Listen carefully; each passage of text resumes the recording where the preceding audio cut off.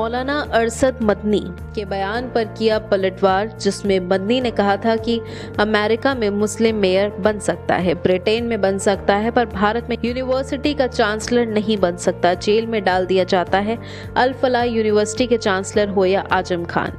इस पर मंत्री जयवीर सिंह ने कहा कि इनके अल फलाह यूनिवर्सिटी के बारे में उन्हें पहले देख लेना चाहिए। ऐसे लोगों को जो आतंकवादी हैं, राष्ट्रद्रोही हैं, जो राष्ट्रों को कमजोर करने के लिए विदेशी हाथों में खेल रहे हो, ऐसे राष्ट्र विरोधी गतिविधियों में सीधे संलिप्त रहने वाले लोगों को कोई संरक्षित करने का काम करेगा। ऐसे लोग ना तो भारत में रहने लायक हैं, ना ही संरक्षण के पात्र हैं। न तो भारत में रहने के पात्र हैं और न कोई संरक्षण के पात्र हैं।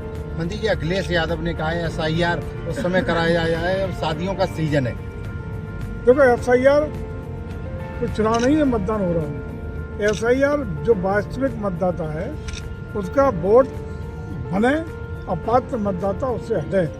साफ सुथरी पारदर्शी मतदाता सूची को व्यवस्थित करने का ये कार्यक्रम चल रहा है, जिसका दायित्व BLO जो भारत निर्वाचन आयोग की ओर से लगाए गए हैं, और साथ ही साथ सभी पॉलिटिकल पार्टी के BLA मांगे गए हैं, उनकी सूची मांगी, उनको भी उसमें सम्मिलित करते हुए उसको गुणवत्ता पारदर्शिता से काम को करने का काम किया रहा है। अखिलेश यादव के बयान पर बोले मंत्री, कहा ये कोई मतदान नहीं है, ये चुनाव नहीं हो रहा है, वो प्रक्रिया है जिसमें पात्र व्यक्ति का वोट बने, अपात्र का कटे, यही हो रहा है।